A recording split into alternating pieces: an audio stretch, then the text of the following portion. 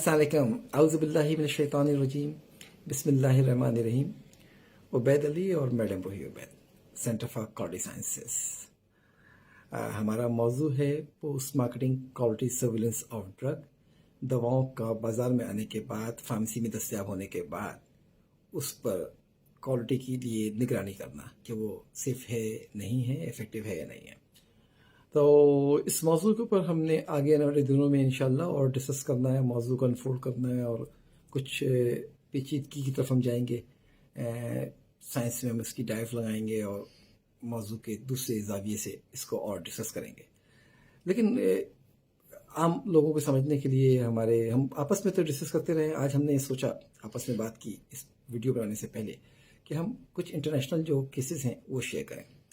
तो इंशाल्लाह हम अपनी गुफ्तगू में आज इस मौजू के मुताल्लिक़, इस मौजू के ऊपर दुनिया की जो बड़ी इदारे हैं, चाहे वो यूएस हो, चाइना हो, यूके हो, हांगकांग हो, इन सब मामलात पर हम डिस्कस करते हैं कि उन्होंने कैसे अपनी इस एक्टिविटी से कितना फ़ायदा पहुंचाया और लोगों को कैसे प्रोटेक्ट किया, कैसे हेल्थ को प्रमोट किया। तो चले रोही साहब, पहला केस डिस्कस कीजिए सर। कौन सा केस डिस्कस करें, पहले आप बताइए। पहले एक फार्मेसी से तो स्टार्ट हुआ था केस 2000, ये कब? 2012। हाँ, देखिए ये 2012 में मैसेच्यूसेट्स है, यूएस का वो है, स्टेट है बॉस्टन, और वहाँ पर जो फार्मेसी है उस फार्मेसी में कंपाउंडिंग करते हैं, इंजेक्शन बनाते हैं। और वो इंजेक्शन बना रहे थे मिथाइल पिटनिसोलोन एसीटेट, प्रॉब्ली। हाँ, यस, इंजेक्शन मिथाइल पिटनिसोलोन एसीटेट। ये एक ऐसा इंजेक्शन है या ऐसा पाउडर है जिसमें जो ग्रोथ प्रमोट करता है जरासीम्स को। बहरहाल इसके अंदर कंटेमिनेशन हो गई थी फंगस की, और बड़ा नेग्लिजेंस था, बड़ा ये ओमिशन था। वहाँ पे जो लोग काम कर रहे थे, उसमें सजाएं हुई हैं फार्मासिस्ट को भी, वो जेल गए हैं, फाइन भी हुआ है। और लेकिन ये जो दवा गई थी, इससे लोग मरे थे पूरे यूएस में। जब एक्जैक्टली फिगर्स तो नहीं याद, लेकिन मोर देन 700 जो लोग थे वो मेनिंजाइटिस हुआ था। मेनिंजाइटिस यानी सरसाम, जो बुखार सर पे चढ़ जाता है, आप जानते हैं, अकड़ जाता है, वो गर्दन अकड़ जाती है, फिट्स पड़ रहे होते हैं, और बड़ा सीरियस होता है क्योंकि ये आपके ब्रेन के ऊपर जो फंगस है वो ग्रोथ कर रही होती है। लिखने वालों ने इसको मुख्तलिफ फंगस की स्पीशी मिली थी, और ये सब उस फार्मेसी से आई थी जहाँ पर ये एक्सटेम्पोरेनियस कंपाउंडिंग हो रही थी। उसमें बहुत सारी बातें गलत कही गई थी और बहुत सारा ज़्यादती की गई थी अपने पेशे के साथ, और लोगों के साथ बड़ी बेदर्दी से पेशे को नुकसान पहुँचाया गया था। तो मेरी याददाश्त तो नहीं बता रही, मेरा ख्याल है तकरीबन 60 से ज़्यादा लोग इसमें अपनी जान से हाथ धो बैठे थे, और 700 से के करीब लगभग जो लोग थे वो मेनिंजाइटिस में शिकार हुए थे। और इसको आइडेंटिफाई किया था यूएस की गवर्नमेंट ने, और आइडेंटिफाई करने के लिए इनके जो डिफरेंट टूल्स थे, मतलब सेंटर फॉर डिजीज़ कंट्रोल था अटलांटा का, मुख्तलिफ स्टेट्स में, तकरीबन 20 से ज़्यादा स्टेट्स में ये एक्सटेम्पोरेनियस इंजेक्शंस गया था। बना जो था वो वहाँ पे एनसी को वो थी, इनकी एक फार्मेसी थी, वहाँ पे बना था। और फार्मेसी में जिन्होंने कंपाउंडिंग की थी उनको पता था कि ये इसमें ये एरर है, इसमें ये फंगस हो सकता है। लिखने वालों ने इसको फंगस जू भी लिखा है, यानी कि फंगस का चिड़ियाघर। उसमें इतना सारा वो सब कुछ फंगस की मुख्तलिफ स्पीशी मिली थी ब्रेन के अंदर। वो ब्लड ब्रेन बैरियर क्रॉस करती थी और लोग बहुत बेदर्दी से जान से हाथ चले गए थे। बाद में जो उन्होंने सेफ्टी मेजर्स लिए, उसके बाद तमाम फार्मेसीज़ के अंदर एक्सटेम्पोरेनियस कंपाउंडिंग की, जिसकी वजह से जो है वो चीज़ें इम्प्रूव हुई और सेफ्टी प्रोटेक्शन करने में आगे रही। ये बताने का, इस वाक़े को बताने का मकसद ये है कि वहाँ पर सेफ्टी देखने का तरीक़ाकार क्या था और कितना साइंटिफिक था, और हमारे यहाँ क्या तरीक़ाकार है उसको हम खुद अपने ठंडे दिल से असेस करें, चाहे वो फार्मेसी कितनी बड़ी फार्मेसी हो वो, और जो कि क्या उन्होंने इंस्पेक्शंस करवाई है, या अगर उन्होंने इंस्पेक्शंस करवाई है अपनी मैन्युफैक्चरिंग फैसिलिटी की तो किससे करवाई है, वो कैपेबल है या नहीं है। एक मिसाल मैंने शेयर कर ली, अब एक आप कर लीजिए। जी, मैं केस आपसे शेयर करती हूँ। ये है जॉनसन एंड जॉनसन का, और ये ओवर द काउंटर प्रोडक्ट्स इनकी ह्यूज रिकॉल हुआ था। ये 2010 की बात है, और इतना बड़ा रिकॉल था कि इनको सेनेट में जाके यूएस के और माफ़ी मांगनी पड़ी थी, सीईओ को माफ़ी मांगनी पड़ी थी। और ये स्टार्ट इस तरह से हुआ था کہ ان کی جو پروڈکٹس ہیں، جو باٹلس ہیں، ان میں جو ٹیبلٹس ہوتی تھیں، ٹائرینول ہو یا پیناڈرل ہو، تو ان میں اسمیل آتی تھی، ایک بری سی بدبو آتی تھی اور پیشنٹ کمپلین کرتے تھے. اچھا، یہ اسٹارٹ ہوا تھا کسٹمر کمپلین سے. کسٹمر کمپلین آتی تھی کمپنی کے پاس بھی اور FDA کے پاس بھی. کمپنی کمپلین کو کور اپ کر دیتی تھی، لیکن جب بہت زیادہ کمپلین آنے لگی تو FDA نے اس کو ٹیک اپ کیا، اور پتہ یہ چلا کہ جو ووڈن پیلٹس ہیں ان پہ باٹلس اسٹور ہوتی تھی الٹی ہو کے، اپ سائڈ ڈاؤن، اور جو ووڈن پیلٹس ہیں ان پہ فنجیسائڈ اسپرے ہوتا تھا، ٹرائبروموفینول.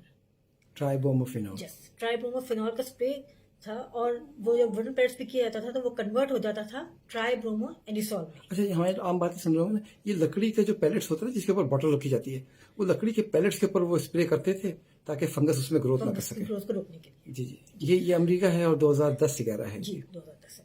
ٹھیک ہے. اور وہ جو کنورٹ ہوتا تھا فنجیسائڈ ٹرائبروموفینول ٹرائبرومو اینیسول میں، اس کی جو بیڈ اسمیل ہے وہ باٹلس کے اندر پینٹریٹ کر جاتی تھی.